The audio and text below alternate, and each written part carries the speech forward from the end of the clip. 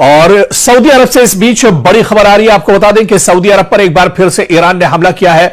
ईरानी drone लगातार Saudi अरब में मंडरा रहे हैं। हालांकि सऊदी अरब की तरफ से यह बयान आया है कि ईरान के जो ड्रोन है उन्हें इंटरसेप्ट किया है, यानी ईरान के ड्रोन को सऊदी फोर्सेस ने एक तरह से इंटरसेप्ट कर लिया है। ईरान के ड्रोन को सऊदी ने मार गिराया है, लेकिन लगातार मशरिक़ वस्ता में ईरान की तरफ से हमले किए जा रहे हैं। और इस बीच आपको बता दें कि तल अवीव बुरी तरह से जल रहा है। इजराइल के अंदर तल अवीव की हालत बहुत ज्यादा खराब है। एक तरफ ईरान की तरफ से लगातार तल अवीव पर हमले किए जा रहे हैं और इसके अलावा हिजबुल्लाह की तरफ से भी, लबनान की तरफ से भी लगातार रॉकेट के जरिए से तल अवीव को निशाना बनाया जा रहा है। ताजा हमला एक बार फिर से हिजबुल्लाह ने बड़ा हमला तल अवीव पर किया है। बड़ी खबर इस वक्त मिल रही है, आपको बता दें, तल अवीव से, जहां पर तल अवीव के जो बॉर्डर का इलाका है यहां पर हिजबुल्लाह ने बड़ा हमला किया है और एक साथ कई रॉकेट तल अवीव पर दागे गए हैं। इसके अलावा ईरान की तरफ से भी तल अवीव पर बड़ा हमला किया है। इस वक्त जो बड़ी खबर मिल रही है वो दरअसल यही मिल रही कि पहले हिजबुल्लाह की तरफ से बड़ा हमला किया जाता है तल अवीव पर और यहां पर कई इमारतों को नुकसान पहुंचता है, आईडीएफ के कई ठिकानों को नुकसान पहुंचता है और उसके बाद ठीक उसके बाद ईरान की तरफ से भी हमला किया जाता है और इस मिसाइल हमले में तल अवीव में काफी ज्यादा नुकसान होता है। इन दिनों तल अवीव की एक तस्वीर सोशल मीडिया पर काफी तेजी से वायरल हो रही है, जहां पर तल अवीव के आसमान पर हजारों लाखों जो कौवे हैं वो दरअसल मंडराते हुए नजर आ रहे हैं। जी हां, लाखों की तादाद में जो कौवे हैं वो दरअसल उड़ते हुए नजर आ रहे हैं तल अवीव के आसमान पर और इसे जो माहिरीन दरअसल एक तरह से तबाहकुन हालात से जोड़कर देखते हैं या इसे बदशगुनी के तौर पर भी एक तरह से देखा जाता है। और ऐसे में आप देखिए कि जिस तरह से तल अवीव के हालात हैं, जिस तरह से पूरे इजराइल के हालात हैं, पूरे इजराइल में अफरा तफरी मची हुई है। ऐसे में कौवों का ये जो वाकया है जो तल अवीव के आसमान पर उड़ते हुए एक साथ नजर आए हैं, पूरे सोशल मीडिया पर इस पूरे वाकये की दरअसल ये पूरा वाकया वायरल हो रहा है। तल अवीव पर जिस तरह से कौवे एक साथ उड़ते हुए नजर आए, ये एक दो नहीं बल्कि हजार दो हजार नहीं, लाखों की तादाद में ये कौवे हैं जो एक साथ उड़ रहे हैं। माहिरीन का यह मानना है कि किसी इलाके पर अगर आफत आने वाली होती है, किसी इलाके में अगर हालात बेहतर नहीं होते हैं, तो वहां पर इस तरह से इतनी बड़ी तादाद में कौवे आसमान में उड़ते हुए दिखाई देते हैं। और इसी तरह से एक बदशगुन के तौर पर भी इसे एक तरह से, यानी बदशगुनी के तौर पर भी इसे एक तरह से देखा जाता है कि जहां पर आसमान में इस तरह से कौवे झुंड की शक्ल में उड़ रहे हो, हजारों लाखों की तादाद में कौवे आसमान पर उड़ रहे हो, वहां पर दरअसल तबाही एक तरह से आने वाली होती है, वहां पर हालात बहुत खराब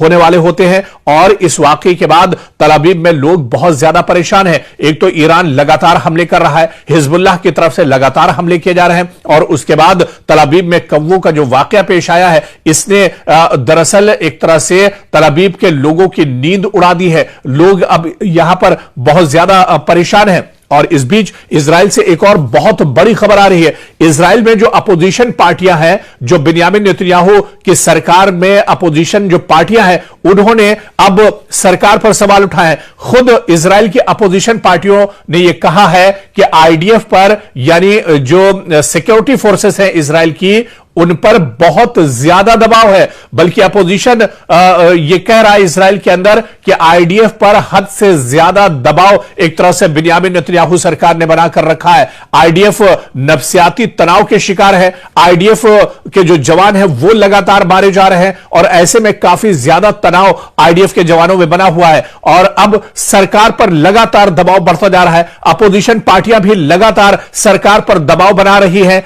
कि इस जंग को रोका जाए। जबरदस्ती यह जंग दरअसल ईरान पर थोपी गई है। इस जंग की जरूरत नहीं थी। हालांकि इजराइल इससे पहले 12 दिन की जो जंग हुई थी उसमें नतीजा भुगत चुका था।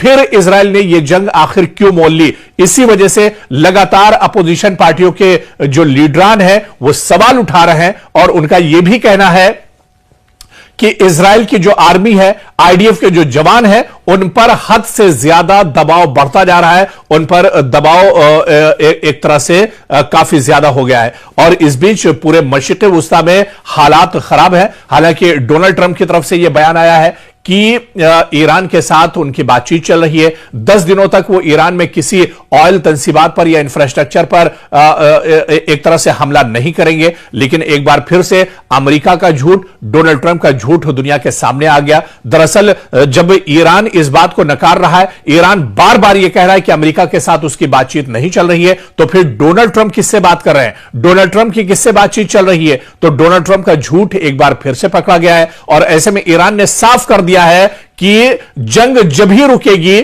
जब ईरान चाहेगा। और ईरान ने यह भी कहा है कि वो लंबी और तवील जंग के लिए तैयार है। यह जंग अगर 10 साल भी चलती है तो ईरान मैदान छोड़ने वाला नहीं है। और ईरान के जो पासदाराने इनकलाब है, ईरान के सिक्योरिटी फोर्सेस के जो जवान हैं, वो दरअसल मैदान में डटे रहेंगे। तो ऐसे में अमेरिका का झूठ एक बार फिर से दुनिया के सामने निकलकर सामने आ गया है। लेकिन इस बीच आप देखिए कि इस जंग की वजह से पूरी दुनिया में हालात बहुत ज्यादा खराब है, पूरी दुनिया में हाहाकार मचा हुआ है। हालांकि इस बीच ईरान की तरफ से यह भी खबर आया है कि अबनाए हुर्मुज पूरी दुनिया के लिए खुला हुआ है। सिर्फ जो दुश्मन ममालिक हैं, यानी ईरान का इशारा था कि अमेरिका और इजराइल के लिए अबनाए हुर्मुज पर पाबंदी है। इसके अलावा अमेरिका और इजराइल के जो साथी मुल्क हैं, जो अलायंस कंट्रीज हैं, उनके लिए एक तरह से अबनाए हुर्मुज बंद है। बल्कि ईरान ने यह भी कहा कि पाकिस्तान, हिंदुस्तान या दूसरे जो मुल्क हैं, उनके लिए अबनाए हुर्मुज खुला हुआ है, उन पर किसी तरह की कोई पाबंदी नहीं है। तो ईरान ने एक बार यह भी साफ कर दिया है कि दुनिया को परेशान होने की जरूरत नहीं है,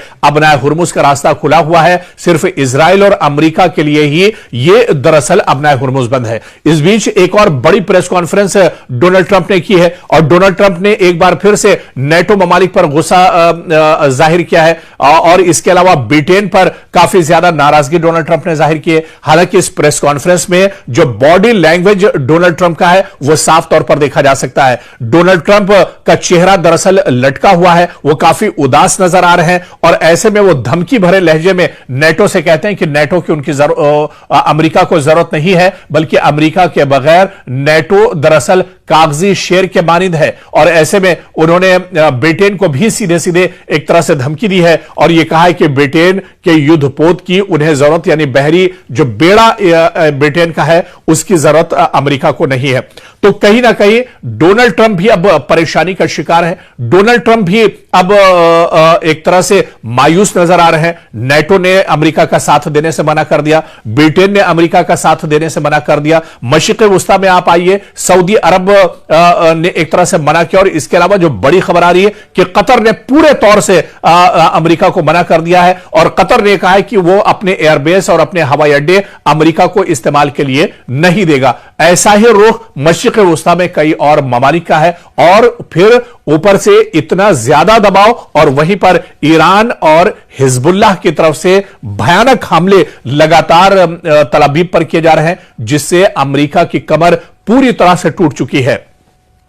जो जानकार और माहिरीन बताते हैं कि अभी तक की जंग में अमेरिका को दसियों हजार करोड़ का नुकसान उठाना पड़ा है। सिर्फ इंटरसेप्टर जो मिसाइल है, इसका जो खमियाजा है, इसका जो नुकसान है अमेरिका को 4000 करोड़ से ज्यादा का है। और ऐसे में जो अब दबाव अमेरिका के ऊपर पड़ रहा है, उसकी वजह से अमेरिका की कमर दरअसल पूरे तौर से टूटती हुई नजर आ रही है। तो जंग की तस्वीर, हालिया जो तस्वीर है, वो ये बताती है कि इस जंग में इजराइल और अमेरिका बुरी तरह से फंस चुके हैं। इजराइल और अमेरिका दरअसल इस जंग से निकलना चाह रहे हैं, लेकिन वो निकल नहीं पा रहे हैं। अब जब अमेरिका इस जंग में कुछ नहीं कर पा रहा है, तो अमेरिका ने यह ऐलान किया है कि वो अब ईरान में जमीनी लड़ाई एक तरह से छेड़ेगा। जमीनी लड़ाई के लिए अब एक तरह से तैयारी कर रहा है और बहुत जल्दी अमेरिका की जो फोर्स है वो जमीन पर ईरान में उतरेगी। लेकिन ईरान के अंदर जमीन की लड़ाई लड़ना दरअसल आसान नहीं है। पासदाराने इनकलाब और IRGC के खिलाफ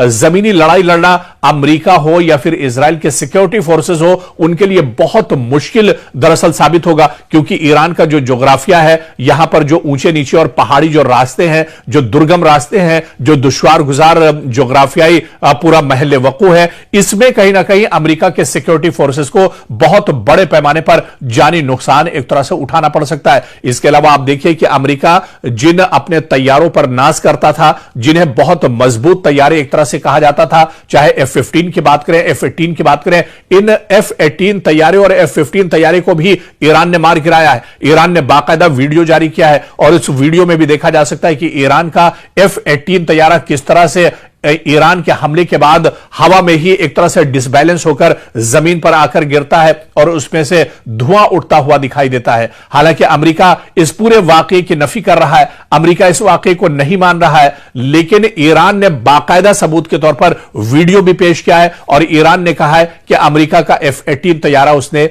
मार गिराया है। तो इस जंग में इजराइल बुरी तरह से फंस गया है और वहीं पर अमेरिका जो इजराइल के कहने पर इस जंग में शामिल हुआ था वो भी अब बुरी तरह से फंसता हुआ नजर आ रहा है, क्योंकि सिर्फ जंग के हालात नहीं बल्कि जंग के बाहर आप देखिए पूरी दुनिया का दबाव अब एक तरह से अमेरिका पर पड़ रहा है। अमेरिका के अंदर खुद अमेरिका की जो अवाम है वो डोनाल्ड ट्रंप के इस पूरे अमल से बहुत ज्यादा नाराज है। जंग में जिस तरह से जबरदस्ती अमेरिका कूदा है इसको लेकर अमेरिका के अंदर काफी ज्यादा नाराजगी दरअसल देखने को मिल रही है। तो डोनाल्ड ट्रंप पर अब बहुत ज्यादा दबाव है। डोनाल्ड ट्रंप जो कभी कभी प्रेस कॉन्फ्रेंस करते थे, अब आप देखिए कि दिन में 2 से 3 बार उनकी रोजाना प्रेस कॉन्फ्रेंस हो रही है, रोजाना डोनाल्ड ट्रंप की तरफ से बयानात आ रहे हैं। लेकिन जो बयानात आ रहे हैं दरअसल उन बयानात में भी मेल नहीं है और उन बयानात में भी जो तजाद है वो साफ तौर पर नजर आता है। सुबह में डोनाल्ड ट्रंप का बयान कुछ होता है, शाम होते होते वो बयान बदल जाता है, दोपहर होते होते कुछ और बयान आता है। तो ऐसे में डोनाल्ड ट्रंप के ऊपर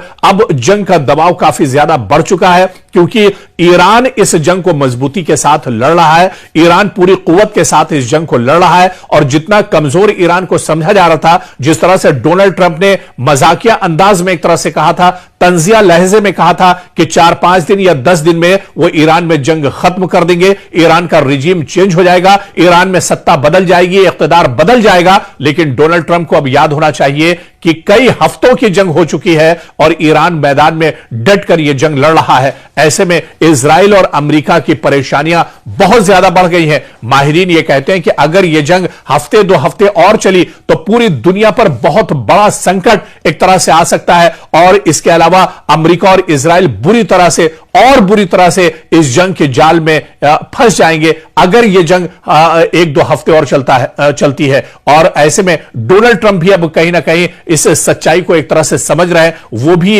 अब इस पूरी सूरत हाल को देख रहे हैं और इसको समझ रहे हैं कि अगर यह जंग और लंबी खिंचती है तो अमेरिका और इजराइल की पोल पूरी तरह से खुल जाएगी। हालांकि दुनिया अभी देख रही है कि एक कमजोर मुल्क के सामने जो दुनिया की सुपर पावर जो कहलाती थी मुल्क यानी अमेरिका और इजराइल किस तरह से बेबस इस जंग में नजर आ रहे हैं।